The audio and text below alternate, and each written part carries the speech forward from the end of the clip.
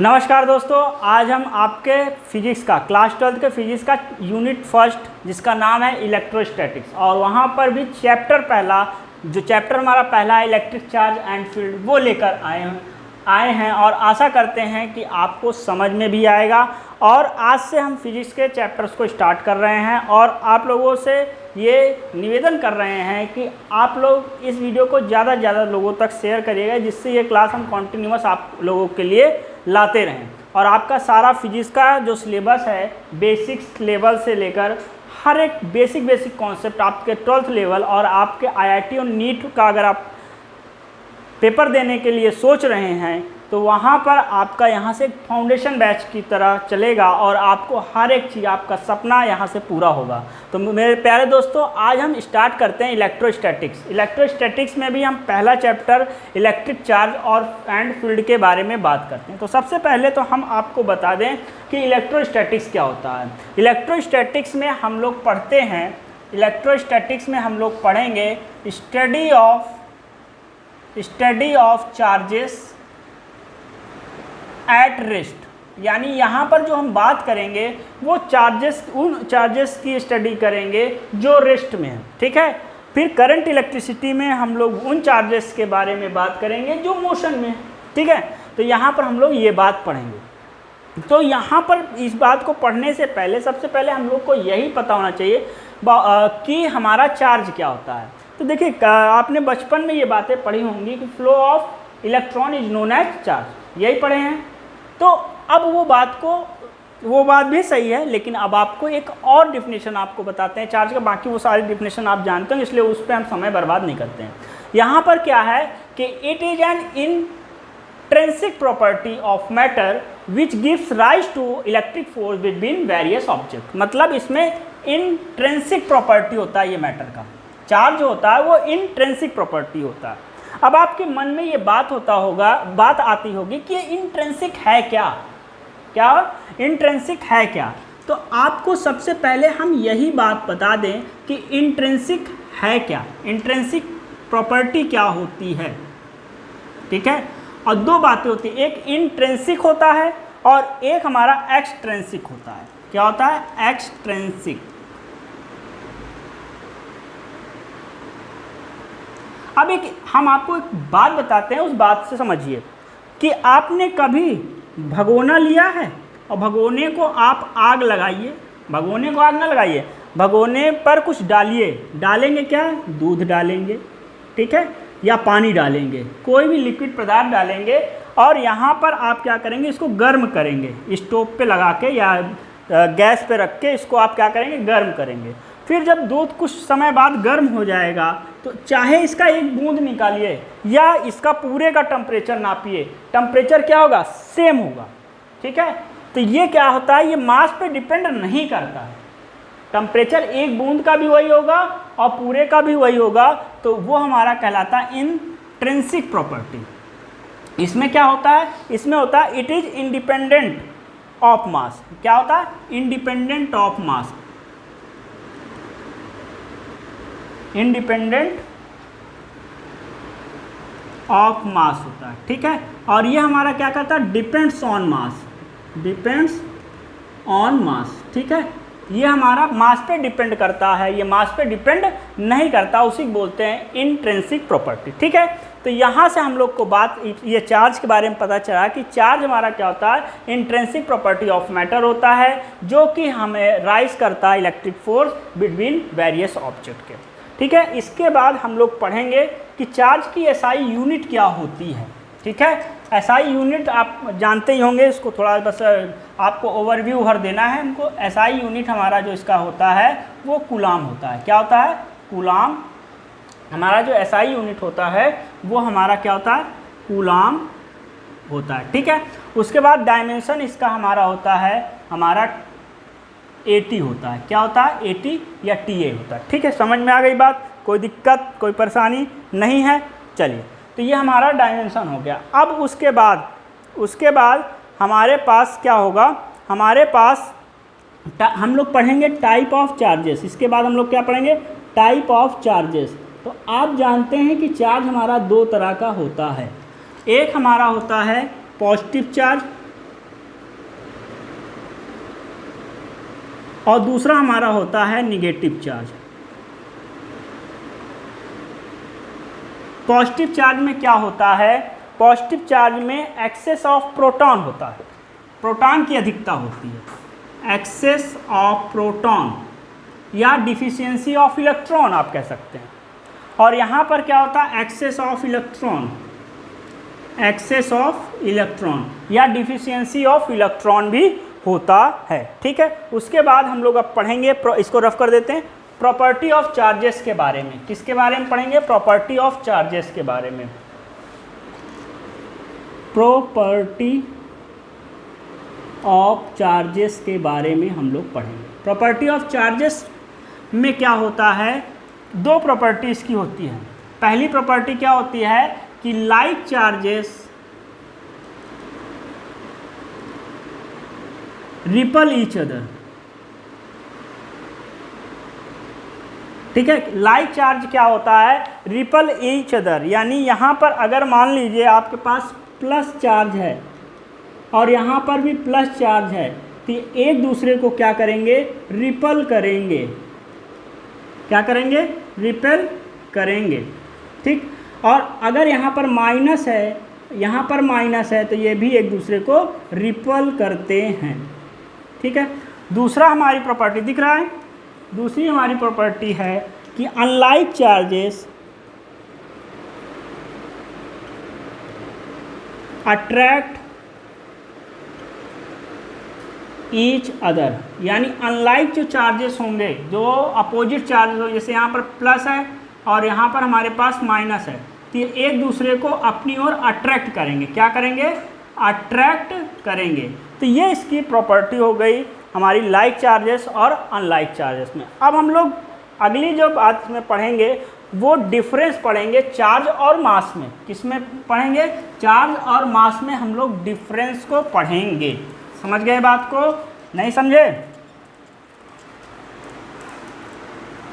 हम लोग पढ़ेंगे डिफरेंस बिटवीन चार्जेस, चार्ज और मास। ठीक है, तो कई डिफरेंस हैं, कुछ डिफरेंस को हम यहाँ पर चर्चा कर देते हैं जो बेसिक हैं, मतलब जो इम्पोर्टेंट हैं। पहला आप ये जानते हैं कि चार्ज हमारा पॉजिटिव भी हो सकता है, जीरो भी हो सकता है और निगेटिव भी हो सकता है, जबकि मास क्या होता है, केवल हमारे पास पॉजिटिव मासेस होते हैं। पहला डिफरेंस हमारा ये है। दूसरा हमारा डिफरेंस क्या है कि charge is independent of speed. Charge is independent of speed, मतलब चार्ज जो है वो हमारा स्पीड पे डिपेंड नहीं करता, लेकिन मास डिपेंड करता है। मास जब स्पीड आप बढ़ाओगे तो चेंज होता है। तो यहाँ पर क्या होगा, mass is dependent of speed, mass जो है वो डिपेंड करता है। अब आप कहेंगे कैसे डिपेंड करता है, तो आपने एक फॉर्मूला पढ़ा होगा, m is equal to m not under root 1 minus v square upon c square. ठीक है, यहाँ पर m नॉट क्या है, मास ऑफ रेस्ट बॉडी, मतलब रेस्ट बॉडी का जो मास है वो, और यहाँ पर v क्या है, speed of the body, speed of the body, और ये क्या है, speed of light in vacuum. ठीक है, जो कि क्या है 3 इंटू 10 पावर कितना होता है, 3 इंटू 10 पावर 8 मीटर पर सेकेंड, यही होता है स्पीड ऑफ लाइट, यही होता है ना 3 इंटू 10 पावर 8 मीटर पर सेकेंड। ठीक है, तो ये चीज़ें होती हैं। तो यहाँ से आपका जब यहाँ पर आप v हमारा स्पीड बढ़ेगा या घटेगा तो हमारा जो मास होगा वो हमारा चेंज हो जाएगा। ठीक है, इतनी बातें हमने आपको बताई। उसके बाद हम ये बताते हैं कि तीसरा जो डिफरेंस यहाँ पर है कि चार्ज हमारा अट्रैक्ट भी करता है और रिपल भी करता है। ठीक है, लेकिन मास में हम यहाँ पर जब कूलाम लॉ बताएंगे तो वहाँ पर चार्ज अट्रैक्ट और रिपल भी करता है। अभी भी हमने प्रॉपर्टी बताई कि like charges repel each other और unlike charges attract each other, लेकिन मास में क्या होता है, मास हमेशा अट्रैक्ट करता है। जिसमें न्यूटन जी ने अपने ग्रेविटेशनल लॉ में बताया कि मास जो है हमारा क्या होता है, अट्रैक्ट केवल करता है। तो ये हमारा डिफरेंस था चार्ज और मासेस में। अब इसके बाद हम लोग बात करेंगे basic property of electric charges की। तो आप लोग इसको देख लीजिए, फिर हम लोग basic property of electric charges पर। तो हम लोगों को पढ़ना है basic property of electric charge, यानी अब हम लोग पढ़ेंगे basic property of electric charge, जहाँ पर हम लोग कंजर्वेशन को पढ़ेंगे, क्वांटाइजेशन पढ़ेंगे, एडिटिविटी पढ़ेंगे। यानी कंजर्वेशन ऑफ चार्ज पढ़ेंगे, क्वांटाइजेशन ऑफ चार्ज पढ़ेंगे, एडिटिविटी ऑफ चार्ज पढ़ेंगे। सबसे पहले आप लोग हेडिंग डालिए कंजर्वेशन ऑफ इलेक्ट्रिक चार्ज, ठीक है। तो यहाँ पर हम लोग क्या पढ़ेंगे, यहाँ पर हम लोग पढ़ेंगे कंजर्वेशन, मतलब जो चार्ज होता है वो कंजर्वेट होता है। जैसे कि कंजर्वेशन ऑफ एनर्जी आपने पढ़ा था, वहाँ क्या था, एनर्जी को ना तो क्रिएट किया जा सकता है ना तो डिस्ट्रॉय किया जा सकता है, केवल एक फॉर्म से दूसरे फॉर्म में कन्वर्ट किया जा सकता है। ठीक इसी तरह कंजर्वेशन ऑफ इलेक्ट्रिक चार्ज में क्या होता है, charge can neither be created nor be destroy but it can be transferred, मतलब ना तो इसको हम लोग क्रिएट कर सकते हैं और ना ही इसको हम डिस्ट्रॉय कर सकते हैं चार्ज को, केवल इसको हम ट्रांसफ़र कर सकते हैं एक फॉर्म से दूसरे फॉर्म में। जैसे कि यहाँ पर हमारे पास चलिए उसको बाद में बात करते हैं। दूसरा पॉइंट, पहला पॉइंट हमारा क्या हुआ, charge can neither be created, ना तो क्रिएट किया जा सकता है, ना तो क्रिएट किया जा सकता है, ना तो डिस्ट्रॉय किया जा सकता है, केवल उसको ट्रांसफ़र किया जा सकता है। ठीक उसी तरह total charge of an isolated system is constant, मतलब कोई हमारे पास एक आइसोलेटेड सिस्टम है, ठीक है, एक जैसा सिस्टम है, तो वहाँ पर क्या होगा, वहाँ पर जो टोटल चार्ज होगा वो कांस्टेंट होगा। जैसे कि मान लीजिए हमारे पास ये एक सिस्टम है और यहाँ से हमारा इस वाले सिस्टम में हमको ट्रांसफ़र किया गया। यहाँ पर ये मान लीजिए Q1 है चार्ज है और यहाँ पर हमारे पास Q2 चार्ज है और यहाँ पर हमारे पास Q3 चार्ज है। तो उस केस में, और यहाँ पर जब इसको ट्रांसफ़र किया गया तो यहाँ पर Q1 डैश है, Q2 डैश है और ये हमारे पास Q3 डैश है। तो इसमें जो हमारा वो लगेगा वो क्या हो जाएगा, वहाँ पर हमारा हो जाएगा Q1 plus Q2 plus Q3 is equal to Q1 dash plus Q2 dash plus Q3 dash, ठीक है। तो ये हमारा फॉर्मूला होगा और इस फॉर्मूले पर आपके क्वेश्चंस भी आते हैं, इसलिए इसको ध्यान रखिएगा कि जो चार्जेस यहाँ से ट्रांसफ़र किए गए वो कांस्टेंट होंगे, ठीक है, अगर सिस्टम एक ही तरह का है तो, ठीक। तो ये चीज़ है। जैसे कि अब यहाँ से क्वेश्चन हम लोग कर लेते हैं, पहले इसको नोट कर लीजिए। यहाँ पर मान लीजिए हमारे पास ये हमारे पास एक गोला बना लीजिए और यहाँ पर +5 कूलाम चार्ज है, ये यहाँ पर हम एक कर देते हैं, यहाँ पर मान लीजिए आपके पास +2 कूलाम चार्ज है और यहाँ पर हमारे पास है, यहाँ पर हमारे पास है +3 कूलाम चार्ज है, ठीक है। और यहाँ पर जो Q1 डैश जो है वो हमारा है मान लीजिए कि 4 कूलाम +4 कूलाम चार्ज है और यहाँ पर हमारे पास है क्या है, यहाँ पर हमारे पास -3 कूलाम चार्ज है। और आपसे पूछ लिया जाए, क्या पूछ लिया जाए कि यहाँ पर क्या चार्ज होगा, ठीक है, ऐसा किया जाएगा, तब आप क्या करेंगे, उस कंडीशन में आप कुछ नहीं करेंगे, इसी फॉर्मूला। यहाँ पर Q1 हो गया, Q2 हो गया, Q3 हो गया, यहाँ Q1 डैश, Q2 डैश और Q3 डैश है। तो आपको करना क्या है कि +5 coulomb +2 coulomb +3 coulomb is equal to +4 coulomb -3 coulomb, और इसमें मान लीजिए Q चार्ज है तो आप यहाँ पर Q लिख दीजिएगा। अब यहाँ से देखिए इसमें जाएगा तो हमारा क्या आएगा, यहाँ पर हमारा 1 कूलाम आ जाएगा और यहाँ 5 2 7 और 7 3 10 कूलाम हो जाएगा +Q। तो यहाँ से Q इज इक्वल टू हो जाएगा 9 कूलाम, यानी ये जो चार्ज होगा ये 9 कूलाम चार्ज यहाँ पर आपका होगा। अब जैसे कि आप जानते हैं कि अगर आपके पास कोई रिएक्शन है, मान लीजिए NaCl है, तो जब इसको आप तोड़ेंगे, जब इसको डिसोसिएट करेंगे, इन दैट केस आपको मिलेगा क्या, Na पॉजिटिव मिलेगा और Cl निगेटिव मिलेगा, ठीक है। यानी इधर आपका चार्जेस कितना 0 है और यहाँ पर 1 + 1 माइनस है, और इसको अगर करेंगे तो हमको 0 चार्जेस मिलेगा। तो इसी प्रक्रिया को बोलते हैं कंजर्वेशन ऑफ चार्जेस। आशा करता हूँ कि ये चीज़ आपको समझ में आएगा। तो ये बातें हैं, आप इसको देख लीजिए, फिर इसको रफ करते हैं। हम लोग पढ़ेंगे क्वांटाइजेशन ऑफ चार्ज, जहाँ पर हम लोग क्वांटाइजेशन ऑफ चार्जेस के बारे में पढ़ेंगे। क्वांटाइजेशन का मतलब क्या होता है कि जो अवेलेबल, जो इसका उपस्थित होने का मात्रा है वो फिक्स्ड अमाउंट में होता है, ठीक है। और यहाँ पर जो स्मॉलेस्ट चार्ज होता है वो हमारा स्मॉलेस्ट चार्ज जो एग्जिस्ट करता है वो independently is charge on 1 electron, मतलब एक इलेक्ट्रॉन होता है जो स्मॉलेस्ट होता है, और एक इलेक्ट्रॉन की वैल्यू 1.6 × 10⁻⁻19 कूलम होती है। दूसरा पॉइंट हम यहाँ पर बताए हैं कि charge always exist in integral multiple of fundamental charges. ठीक है, कि जो चार्ज होता है वो हमेशा जो है इंटीग्रल मल्टीपल होता है, ये बात आप ध्यान रखिएगा। Integral multiple of fundamental charges, fundamental charge क्या है, ये 1 इलेक्ट्रॉन 1.6 × 10⁻⁻19 कूलम। तो यहाँ पर आपको या तो यहाँ पर 2 इलेक्ट्रॉन होगा, 2 इलेक्ट्रॉन होगा तो क्या होगा 2 × 1.6 × 10⁻⁻19 कूलम होगा।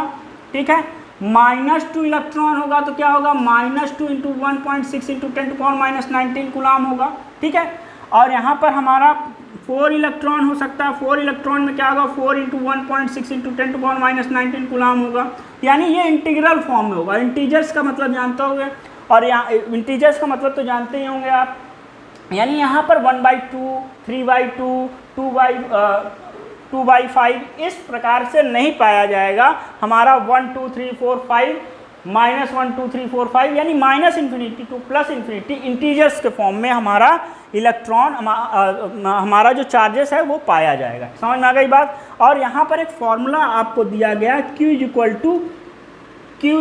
= यहाँ पर लिखा हुआ है Q = ±NE- यानी NE लिखा गया है, जहाँ पर E हमारा क्या है 1.6 × 10⁻⁻19 कूलम, और N हमारा क्या है, ये हमारा चार्ज ऑन 1 इलेक्ट्रॉन, 1 इलेक्ट्रॉन का यहाँ पर चार्ज है। और N हमारा क्या इंटीजर है सॉरी, N हमारा क्या इंटीजर आपको पता होगा, नहीं पता तो हमने बताया है अपने मैथ का, हमने एक वीडियो बनाया था flow chart of real number नाम से, या क्लास 9th में हमने रियल नंबर का पहला जो चैप्टर है, पहला जो वीडियो, उसको जाके आप देख लीजिए, वहाँ पर इंटीजर्स को हमने क्लियर किया, इसलिए यहाँ पर बात नहीं करेंगे क्योंकि आप क्लास 12th में हैं। और कुल मिला के यहाँ समझ लीजिएगा -∞ to +∞ जितने भी हमारे नंबर होते हैं, जो होल नंबर्स होते हैं, उन्हें बोलेंगे होल नंबर का, जीरो से उधर का होल नंबर और इधर निगेटिव भी जो होते हैं सारे हमारे इंटीजर्स कहलाते हैं। और क्यू हमारा क्या, चार्ज ऑन एनी बॉडी, किसी भी बॉडी का जो चार्ज होता है वो हमारा क्यू होता है। देखिए यहाँ तक आपको बातें समझ में आ गई, इसलिए इसको मैं रफ कर दे रहा हूँ, कर दूँ, देख लीजिए, इसकी शॉट ले लीजिए। तो ठीक है मेरे दोस्तों, अब एक यहाँ पर हम क्वेश्चंस कर लें, उसके बाद जो है हम लोग आगे की ओर चलेंगे। क्या करेंगे, आगे की ओर चलेंगे। ठीक है, कोई दिक्कत कोई परेशानी नहीं है, चलिए, होनी भी नहीं चाहिए। तो देखिए, मान लीजिए कि आपके पास क्वेश्चन हमारा क्या है, क्वेश्चन हमारा ये है कि Q = हमारे पास है, Q = है 16 × 10⁻⁻18 कूलम है। उसके बाद हमारे पास E की वैल्यू आप जानते हैं 1.6 × 10⁻⁻19 कूलम होता है। यहाँ से हमको N की वैल्यू फाइंड आउट करनी, किसकी वैल्यू फाइंड आउट करनी है, N की वैल्यू फाइंड आउट करनी है। तो आप जानते हैं, क्या जानते हैं कि सबसे पहले हमको लिखना है सोल्यूशन, वेरी गुड। उसके बाद क्या करना है, उसके बाद हमको Q = NE लिखना है। Q हमारा क्या है 16 × 10⁻⁻18 कूलम, N हमारा क्या है 1.6 × 10⁻⁻19 कूलम, N नहीं, N तो हमें फाइंड करना है, N यहाँ पर लिखिए, और ये E की वैल्यू क्या है 1.6 × 10⁻⁻19 कूलम। तो यहाँ से N = आ गया 16 × 10⁻⁻18 कूलम हो गया, और यहाँ 1.6 × 10⁻⁻19 कूलम हो गया। यहाँ से आप हटाएंगे, 1 10 यहाँ पर आएगा, 16 से 16 कट जाएगा, यहाँ पर जब करेंगे 10⁻⁻17 हो जाएगा, एक यहाँ पर है ना, तो ये बेस सेम है तो पावर ऐड हो जाएगा, -18 + 1 = -17, और ये नीचे ऊपर जाएगा तो क्या हो जाएगा 10⁻+ 19 हो जाएगा, बेस सेम है, पावर फिर ऐड होगा, पावर ऐड होगा तो 10 का स्क्वायर कूलम होगा, वो कूलम नहीं होगा, यहाँ पर कूलम हमारा कैंसिल हो गया। तो अब यहाँ से हमारा आ जाएगा N की वैल्यू, क्या आ जाएगी, N की वैल्यू यहाँ पर हमको 100 मिलेगी। ठीक है, +100 हमको मिलेगी। तो ये हमारा इसका न्यूमेरिकल था, आप इसको देख लिए होंगे। अब हम लोग लास्ट टाइप एडिटिविटी पढ़ते हैं। ठीक है, तो आप इसको देख लिए, फिर आगे चलते हैं। जो लास्ट बेसिक प्रॉपर्टी है आपके कोर्स में वो एडिटिविटी ऑफ चार्जेस है। इसका मतलब क्या होता है? इसका मतलब होता है कि जो टोटल चार्ज होता है, क्या होता है कि it means the total charge of a system, जो सिस्टम में टोटल चार्ज होता है इज़ द अलजेब्रिक सम, यानी कि उसका जो हमारा होता है, जो टोटल चार्ज होगा वो algebraic sum of all the individual charges, यानी जो अलग अलग चार्जेस हैं उनको जैसे अलजेब्रा जैसे 1 + 2 + 3 करते हैं, उसी तरह अलजेब्रिक सम के बराबर हमारा होगा, जो कि उसी सिस्टम में मतलब उसी सिस्टम के अंदर हो। जैसे कि मान लीजिए आपके पास ये सिस्टम है, क्या है? ये सिस्टम है। यहाँ पर हमारे पास Q1 है, Q2 है, Q3 है, Q4 है। इस तरह करते करते हमारे पास Qn चार्जेस यहाँ पर प्रेजेंट है। तो यहाँ पर जो टोटल चार्ज होगा, क्या होगा? टोटल चार्ज हमारा जो होगा वो होगा Q1 + Q2 + Qn। ये हमारा यही चीज़ हमारा कहलाता है एडिटिविटी ऑफ चार्जेस। मतलब हमारी जो थर्ड प्रॉपर्टी वहाँ पर ये कहा गया है कि जो टोटल चार्ज होगा किसी भी सिस्टम में, सिस्टम के अंदर अगर कोई टोटल सिस्टम के अंदर जो चार्जेस हमारे प्रेजेंट हैं अलग अलग, उसका जो टोटल चार्ज होगा इनका अलजेब्रिक सम के बराबर होगा। कुल मिलाकर ये कहने का मतलब है, यही बात यहाँ पर हमने लिखी हुई है, आप इसको लिख लीजिए कि it means that the total charge of a system is the algebraic sum of all the individual charges located at the different point inside the system. समझ में आ गई बात? कोई दिक्कत, कोई परेशानी नहीं आई तो रफ कर दिया जाए। चलिए इसको रफ कर देते हैं और एक इससे आधारित क्वेश्चन लगा लेते हैं, इससे रिलेटेड क्वेश्चंस को आप लोगों को करा देते हैं, फिर हम लोग आगे की चर्चाएं को करेंगे। आशा करते हैं कि आप लोग को सारी चीज़ें समझ में आ रही होंगी। अगर नहीं आ रही हैं तो कमेंट सेक्शन में आप उसको बताइए, उसका भी सलूशन हम आपको अगली वीडियो में दे देंगे और ज़्यादा से ज़्यादा लोगों तक इस वीडियो को पहुँचाइए। चलिए क्वेश्चन लिखिए। क्वेश्चन हमारा क्या है कि अ सिस्टम, क्या है? A system contain 4 charges, contain 4 charges. मतलब एक सिस्टम है जहां पर 4 चार्जेस कंटेन है और वो चार्जेस क्या है? 2 माइक्रोकूलम, -3 माइक्रोकूलम, उसके बाद 4 माइक्रोकूलम एंड +5 माइक्रोकूलम। ठीक है, ये हमारे पास 4 चार्जेस हैं। अब यहाँ इसके बाद कहा है कि then the total charge will be, then the total charge will be, मतलब टोटल चार्ज क्या होगा? तो यहाँ पर सबसे पहले आप सॉल्यूशन लिखेंगे। यहाँ पर जो टोटल चार्ज होगा, क्या होगा? जो टोटल चार्ज हमारा यहाँ पर होगा, total charge is equal to 2 microcoulomb -3 microcoulomb +4 microcoulomb. और जानते हैं ये बात आप लोग को पता होगी, नहीं पता जिनको लिख लें, 1 microcoulomb is equal to 10⁻⁻6 coulomb होता है। ठीक है, ये बात आप लोग को जानकारी होगी। अब यहाँ पर हमारा +4 माइक्रोकूलम हो गया, +5 माइक्रोकूलम हो गया। यहाँ पर 4 2 6 6 5 11, 11 में से 3 गया 8, तो 8 माइक्रोकूलम हमारा टोटल चार्ज होगा। समझ में आ गई बात कि गलत बोल रहे हैं? सही है ना? चलिए अच्छी बात है। 4 2 6, 6 में से 3 गया 3 और 5 3 8। ठीक है, तो 8 माइक्रोकूलम इस सिस्टम का टोटल चार्ज है। आप लोग इसको देख लीजिए, इसको आपने देख लिया। इस वीडियो में यहीं तक हम आपको पढ़ाएंगे। अगली वीडियो में हम वे ऑफ चार्जेस के बारे में बात करेंगे। आप लोगों को वीडियो कैसा लगा ये भी कमेंट सेक्शन में बताइएगा। और अगर आप निरंतर इस वीडियो को चाहते हैं तो ज़्यादा से ज़्यादा सपोर्ट करिए और लगातार हम इस तरह मतलब क्लास 12th की फिजिक्स को लगातार कॉन्टिन्यूअस चलाते रहेंगे। तो चलते हैं, मिलते हैं अगली वीडियो में। तब तक के लिए धन्यवाद। जय हिंद, जय भारत।